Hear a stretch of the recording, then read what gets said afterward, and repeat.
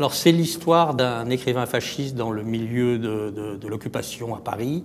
De cette occupation, l'écrivain, qui est aussi un poète, Paul Florimond, ne tire que des bienfaits, il ne voit que le meilleur pour la France et pour lui-même. Il s'habitue très bien à cette situation, il joue au golf avec un ponte de l'occupation, il roule en Bugatti décapotable alors que Paris est vide et harassé et désert. Et sa conscience, au début, du moins, ne le travaille pas du tout.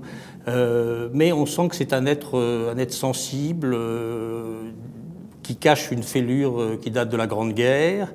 Et cette conscience se réveille un peu lorsque son professeur, son ancien maître de l'école normale, son professeur de philosophie, est déporté. Et la question de la déportation des Juifs, vraiment, commence à le titiller. Puis sa famille, son épouse dont il est séparé, qui vient d'Argentine courageusement avec leur fils pour venir le voir, ils ne l'ont pas vu depuis des années, à la fin de la guerre, à l'hiver 43, à Noël 43. Et on peut dire qu'ils lui font les yeux noirs, ils lui font des reproches. Elle lui dit notamment tu as choisi la croix de fer contre la croix du Christ, ce n'est pas la croix de tes parents. Et là, il commence vraiment à vaciller. Et comme dit un personnage, il y a des gens bien qui font de vilaines actions, et il y a des gens mauvais qui se comportent bien à un moment de l'histoire. Et lui, c'est cette problématique qui va lui causer un souci.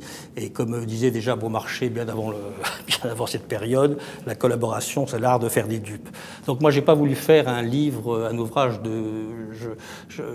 mon problème, mon aspiration, c'est pas de faire une littérature de démonstration. Je veux pas démontrer, mais je veux montrer. Je pense qu'un livre doit poser surtout des questions, plus que de donner des réponses, en tout cas au lecteur de les trouver.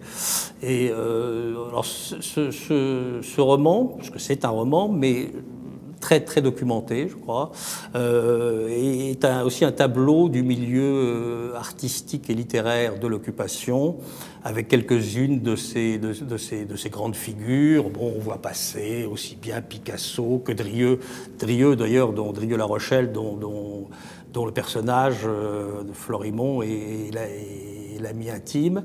Et donc quelques-unes de ces grandes figures comme Drieux, Céline, Gide, Sartre, Mauriac, Cocteau, Jouandeau, qui tous ont joué un rôle important dans le truc, avec des préoccupations diverses, et surtout toujours été soucieuse malheureusement pour certaines d'entre eux, d'essayer de garder leur nom en haut de l'affiche malgré les aléas, et de laisser leurs plumes briller contre vents et marées, et surtout contre vents et tonnerres, on peut dire.